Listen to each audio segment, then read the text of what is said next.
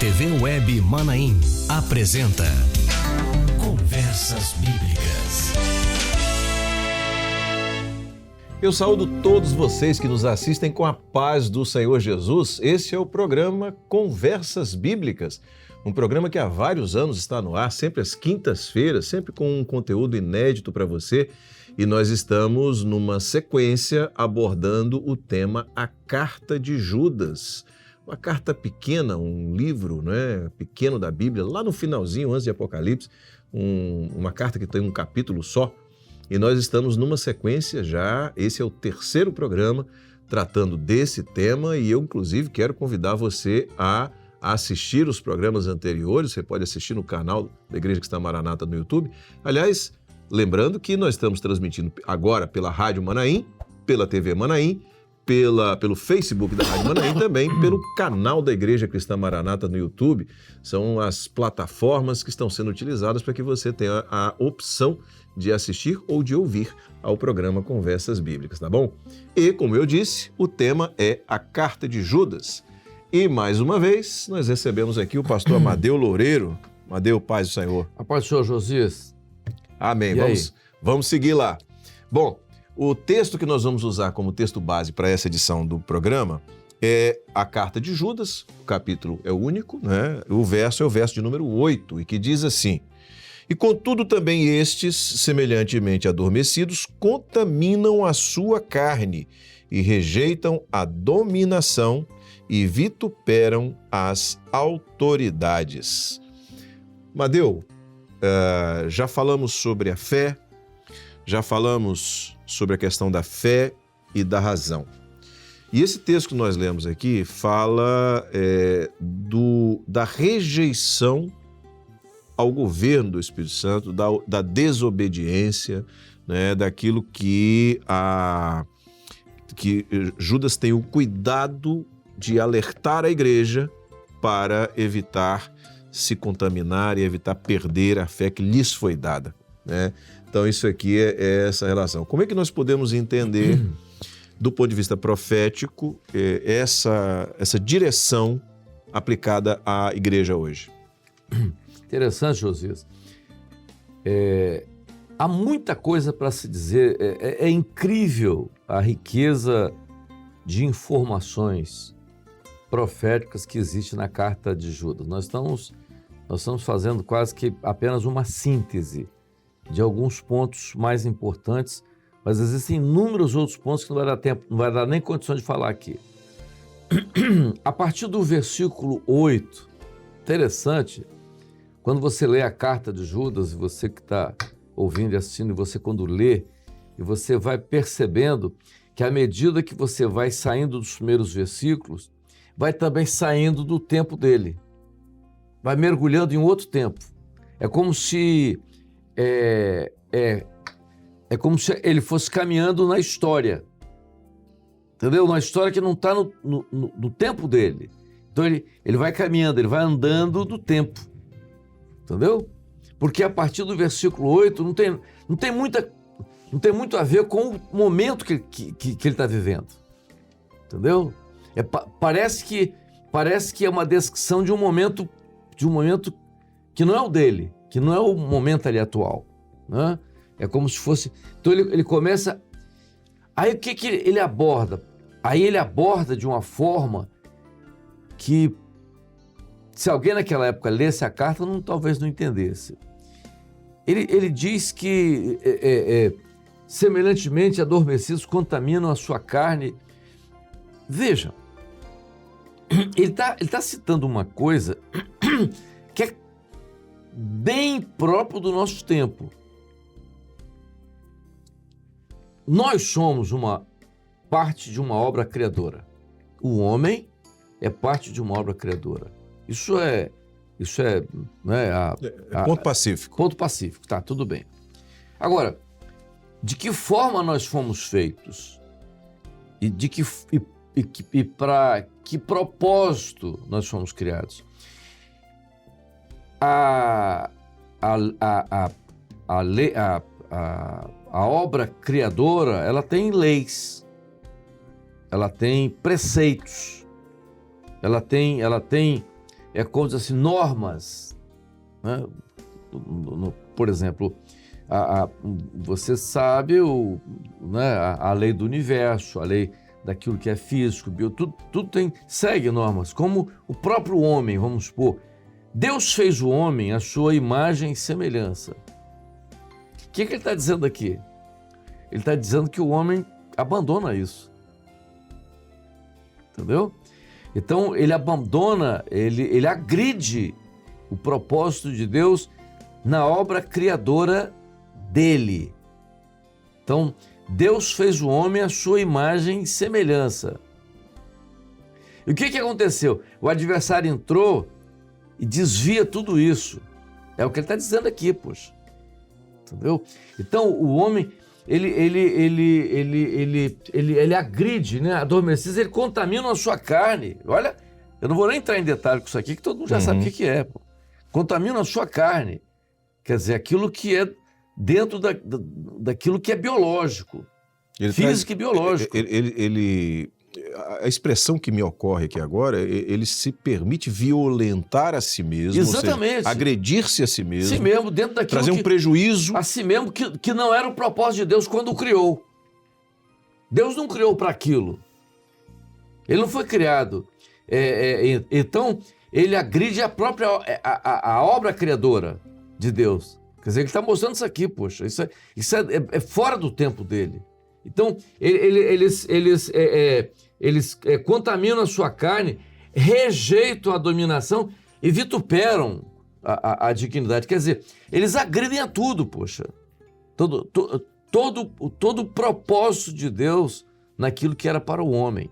Então, é uma colocação profética fora do tempo. Ele já sai, Josias, ele já sai do tempo dele e joga lá para frente, vai lá para frente, entendeu? Quer dizer, certamente se alguém lê isso aqui no tempo, dizer que Judas está filosofando, entendeu? Mas ele está julgando de um aspecto profético dentro de um tempo na história que não é o tempo dele. Historicamente e profeticamente está na frente. Isso é uma coisa assim muito séria. Quando isso, quer dizer, vituperam as dignidades, quer dizer, agridem tudo aquilo que é do princípio, você está entendendo? É como se Deus criou alguma coisa, eles agredissem a tudo isso, rompessem com tudo isso. É uma coisa assim, a criatura rompendo com o seu Criador, entendeu? Numa forma de agredir aquele que o criou. Isso é o que ele está dizendo aqui. É interessante que desde quando nós começamos a abordar a carta de Judas, nós vemos que a primeira orientação lá atrás de Judas, a igreja, e aí quando a gente traz para a nossa realidade hoje aqui, nós vemos que cada vez mais, por não observar aquela orientação no início de preservar a fé que foi dada aos santos, cada vez mais o homem se distancia do projeto até um ponto absurdo como esse aqui. Claro. Então, esse ponto aqui, você falou bem, esse ponto aqui é o absurdo. É o absurdo dos absurdos. Quer dizer, para ele, ele está descrevendo uma época que não é a dele. Não é, sem dúvida não é a época dele, não é o tempo dele. Mas ele já começa a abordar um tempo lá na frente. É muito interessante, ô Josias, e lá na frente você vai ver isso quando ele fala sobre outros aspectos. O homem, o adversário, ele tenta colocar o homem dentro do programa dele. E o programa dele é criar uma oposição ao programa de Deus. Você vê isso com muita clareza no louvor. Você está entendendo? Às vezes a gente aborda certos assuntos na igreja e alguns irmãos às vezes acham que a gente exagera e tal, tudo bem. Nós temos, isso está com muita clareza aqui, nós temos que ver o seguinte, com relação ao louvor, o adversário participou do louvor na eternidade. e alguma coisa desagradou a Deus e por isso ele foi expulso de lá. Certo? Mas ele participou disso. Ele queria fazer o louvor a Deus do jeito dele. Né? Então, o que a Bíblia descreve sobre isso.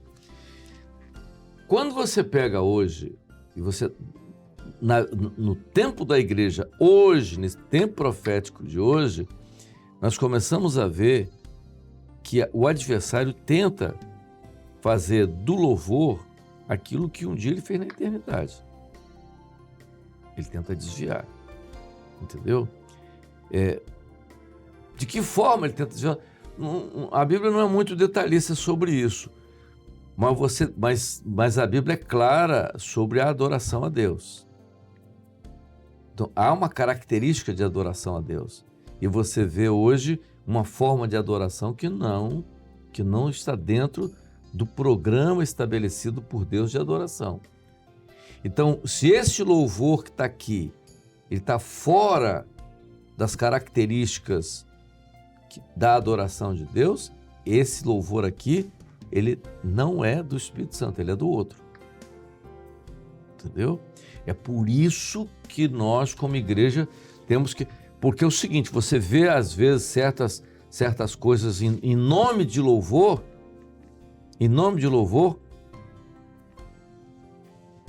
a pessoa diz que um louvor, que canta, que faz aquela coisa toda, que não tem nada de adoração. Eu não tenho dúvidas de que aquilo ali não é do Espírito Santo.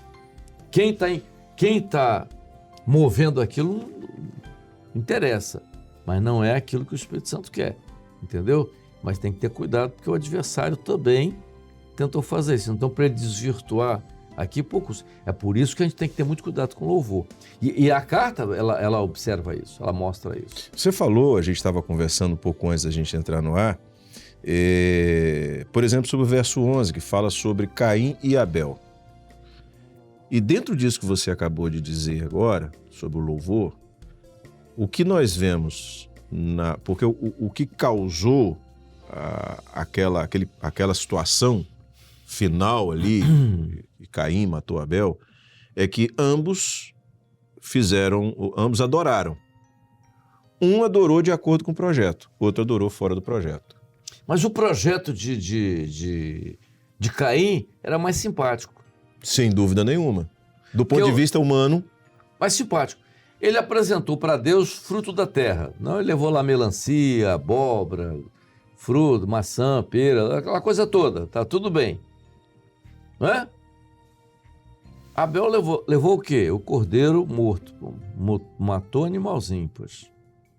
Pô, que coisa triste, né? O camarada é sanguinário, aquela coisa toda. Então, insensível. Insensível e tal. Então,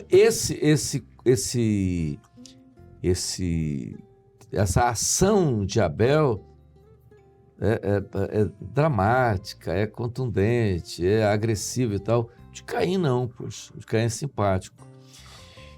É interessante, mas Deus se agradou do sacrifício de Abel, poxa.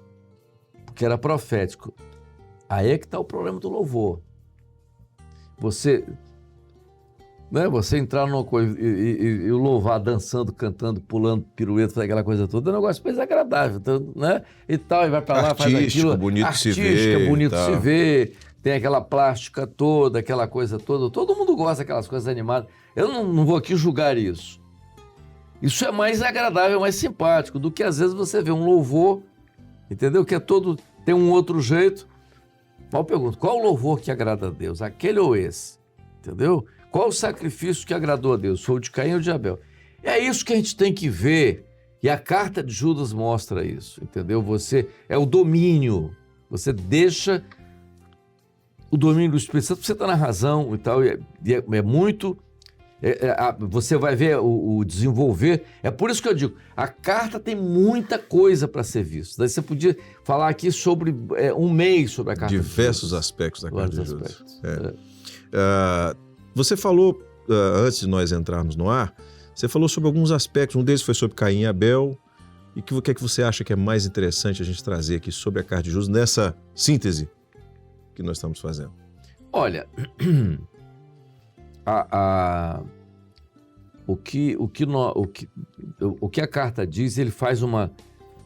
Como eu estou te falando, ele ele sai do início, à medida que os versículos vão passando, você tem a clara impressão de que ele está entrando anos para frente, na história, né, e na profecia, tá? Vai lá para frente. Ai de vós, aí ele fala, o caminho de Caim, né? Então ele mostra com clareza aqui no... Verso 11. 11. É entrado pelo caminho de Caim, pelo engano do prêmio de Balaão e a contradição de Coré. Olha só, Caim você viu, né? O que é mais simpático, né? De que for, não, olha, isso aqui é mais agradável do que, entendeu? O homem às vezes quer fazer a religião do homem. Quando ele coloca dentro daquilo que é da razão dele, ele pode fazer aquelas coisas que agradam mais, são mais agradáveis ao homem do que outras. Mas essa daqui não agrada a Deus, e essa que agrada a Deus. Então, isso aí é o caminho de Caim. O engano do prêmio de Balaão. Nós temos que ter muito cuidado para não transformarmos a bênção do Senhor num benefício material para nós. Isso é perigoso, entendeu? Eu acho que o Evangelho é sublime, é maravilhoso, mas nós temos que ter muito cuidado em criar um lado material para nós em detrimento do espiritual. Usar o espiritual como se fosse... Está claro aí, poxa, que o que aconteceu com a história de Balaão foi exatamente isso. Não, eu vou te pagar, mas você não vai dizer o que o profeta mandou você dizer, não. Você vai dizer o que eu vou dizer. Você não vai dizer o que Deus mandou te falar. Não. Você vai dizer, não, você vai amaldiçoar esse povo. Tal. Então, não, vou te recompensar aqui materialmente, mas você vai fazer o que eu quero, o que eu acho. Entendeu? Esse é o caminho de Balaão. Você deixa de andar no governo do Espírito Santo por causa do benefício material. Entendeu? O benefício material é maior do que aquilo que é o espiritual. Esse é o caminho de Balaão. É o risco da igreja hoje. Entendeu? Que ele fala. E a contradição de Coré. Qual a contradição de Coré? O que Coré disse para Moisés? Não, lá no Egito estava melhor, poxa. Entendeu? Então você diz assim, não, a igreja... Não, mas não pode ser assim, porque quando eu estava no mundo eu tinha isso e tal. Eu acho que a igreja tem essas coisas, mas esquece da família. As pessoas começam a colocar, eu estava no mundo, mas lá eu podia dar atenção à minha família, lá eu tinha isso, eu tinha mais condição, eu tinha mais recursos e tal, e agora está diferente, então eu estava melhor lá. Você esquece, entendeu, daquilo que você estava, da opressão que você estava, no momento que você estava, da família destruída, isso tudo, e tira o valor daquilo que está aqui, entendeu? Isso está claro aí, é o perigo hoje, entendeu? De você transformar a bênção do Senhor numa coisa puramente material, entendeu? É o prêmio de Balaão e a contradição de Coré. Mas isso está totalmente distante do tempo de Judas. Totalmente distante. Lá na frente, histórica e profeticamente lá na frente. Madeu, para a gente terminar, o verso 25, que é o último verso do livro de Judas, ele diz o seguinte: ao único Deus Salvador nosso, por Jesus Cristo, nosso Senhor, seja glória e majestade, domínio e poder, antes de todos os séculos, agora e para todos sempre. Amém. Então Judas aqui, ele fecha, antes disso ele se dirige à igreja fiel, né? Ele fala para a igreja fiel. Não vamos ter o quarto não, só o terceiro. Só o terceiro, exatamente. Tá. Então, no verso 20, ele se dirige aos amados, edificando-vos a vós mesmos sobre a vossa santíssima fé, e aí ele volta a essa abordagem da fé, orando no Espírito, né? E depois ele conclui definindo aqui aquele que de fato deve governar a igreja para que ela preserve essa fé. Nessa parte final da exortação final, ele fala sobre edificando a vós mesmos sobre a vossa santíssima fé, orando no Espírito Santo. Quer dizer, orar no Espírito Santo significa orar na direção do Espírito Santo. Quer dizer, hoje, o que ele está dizendo aqui, a igreja ela vai orar naquilo que o Espírito Santo está mostrando, ela vai dirigir, né? É saber como ele vai orar, há motivos de oração que o Espírito Santo está dizendo, nesse. É por isso que a experiência da igreja com os dons espirituais, para dirigir Tudo, né? Tudo. Ele diz assim, esse é o momento onde você tem essa dificuldade, mas a igreja ela tem uma ação hoje no mundo, é o que ele coloca lá, salvai-vos alguns arrebatando-os do fogo, mas aborrecendo até a roupa manchada de carne. Então você vê, há pessoas hoje que vêm das piores condições possíveis de mundo, entendeu? Você pensar de coisa terrível vem, e Deus está salvando isso, entendeu? Agora, eles vêm, e o que acontece? Aí a igreja tem que trabalhar, porque a igreja não pode se contaminar com a roupa suja dele lá de fora. Você não pode deixar que aquilo que ele tinha lá fora, ele venha e traga para dentro da igreja. É por isso que é por isso que quando ele vem, ele pode vir com todos os seus problemas, com todas as suas mazelas, com todos os seus desvios, tudo bem. Mas quando ele chega aqui, essa roupagem vai ter que ficar lá fora. Porque a igreja não pode ser contaminada com a roupa dele manchada de carne. Entendeu? Isso é claro na carta. Então é por isso que hoje as pessoas se convertem e algumas se perdem porque a igreja ela deixa que aquela roupa manchada de carne continue na igreja. Não pode. Não pode. Você tem que chegar e dizer, olha, fulano, aqui você agora é uma nova criatura, tudo bem, o que você foi lá fora não interessa, mas isso aqui não pode, o Espírito Santo não concorda com isso. Ele tem que ser trabalhado exatamente nisso, porque agora é uma ação do Espírito Santo. Porque aí ele assim, é o único Deus Salvador nosso, né? Glória, majestade, domínio, entendeu? Porque o domínio agora e poder de todos os céus, quer dizer, o domínio é totalmente do Espírito Santo nessa hora. Se não houver o domínio do Espírito Santo nessa hora, a igreja não vai sobreviver. Há um aspecto interessante, eventualmente alguém está nos assistindo agora ou nos ouvindo e que não teve ainda uma experiência com o Senhor, que o nosso testemunho de vida, né, não é de 1 mês, 2 meses, 3 meses, nós temos um testemunho de vida, de décadas desta obra, é que o domínio do Espírito Santo, o governo do Senhor na nossa vida, ele não é um governo que nos escraviza, que nos machuca, que nos traz dor, que nos traz... Não, é maravilhoso viver sob o governo do Espírito Santo. O que nós trazemos de testemunho é de experiências gloriosas, de bênçãos, de vitórias, de livramentos, né, de operações de Deus na nossa vida como resultado desse governo. Josias, olha só, quando eu, na minha época de faculdade, nas aulas de epidemiologia, os professores, alguns citavam a experiência do Êxodo. Né?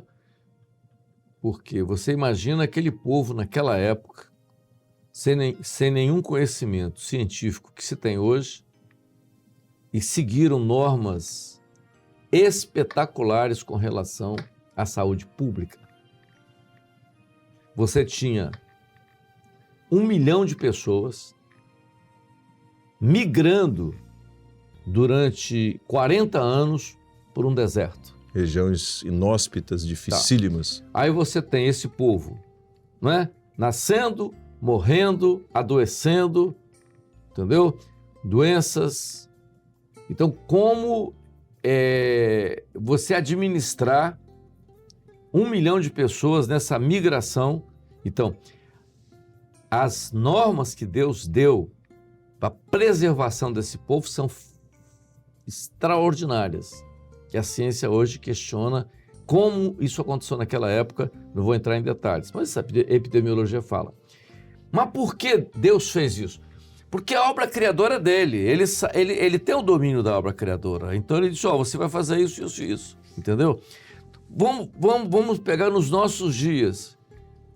Entendeu? Há uma série de coisas que Deus passa para nós hoje, entendeu? Que Ele conhece, ele sabe da nossa biologia. Por que a maneira como Deus faz assim, com o homem, com a mulher e tal, com a criança, com o adolescente, com o jovem? Orientações que o Senhor deu para nós, porque o Senhor conhece, sabe? Vou terminar só com um exemplo clássico. No nosso início, há 50 anos atrás, todo mundo tinha aqueles movimentos, tinha aquela coisa dos desafios com os drogados, aquelas coisas todas, o pessoal que você tinha, fazer aquelas casas para enclausurar aqueles jovens drogados. Não funcionou e o Senhor disse para nós, naquela época, 50 anos atrás, que não queria aquilo, que a recuperação desse tipo de gente tinha que ser na vida da igreja. Hoje, a ciência diz que a melhor recuperação, o melhor tratamento para esse tipo de caso é exatamente recuperá-lo dentro do convívio social, da família, do lugar onde ele trabalha, do que ele vive, entendeu? Por que isso? O Senhor já tinha dito isso lá atrás. Então, o Espírito Santo, ele age muito na frente do homem, muito na frente do homem. Então, tudo isso é para benefício. Então, quando ele mostra isso na carta de Judas, é como eu disse, a carta de Judas daria para você ficar falando aqui um mês sobre ela, mas é toda ela para preservar a igreja e mostra a situação da igreja e o grande problema hoje do cristianismo, exatamente, repito, é o desaparecimento da fé por estar totalmente afastado da operação do Espírito Santo, só isso. Amém. Madeu, agradeço o seu tempo. Amém. Fica já o convite para tratarmos de outros assuntos. Amém. Aqui futuramente. Vontade. Será uma bênção. Deus abençoe. Paz, Senhor. Pai do Senhor. Muito bem, a gente chega então ao final de mais uma edição e de mais um tema no programa Conversas Bíblicas. Já fica o convite para estarmos juntos na próxima quinta-feira com um novo tema, um novo programa inédito para você, tá bom? Você que nos ouve pela Rádio Manaim, nos assiste pelas plataformas de vídeo que nós utilizamos, a TV Manaim, o Facebook da Rádio Manaim e o canal da Igreja Cristã Maranata no YouTube. Aliás, para o canal da Igreja Cristã Maranata no YouTube, eu te convido a curtir, se inscrever e compartilhar os nossos conteúdos, tá certo? Deus abençoe, uma boa semana, a paz do Senhor. Rádio e TV Manaim juntas, anunciando o Evangelho Eterno.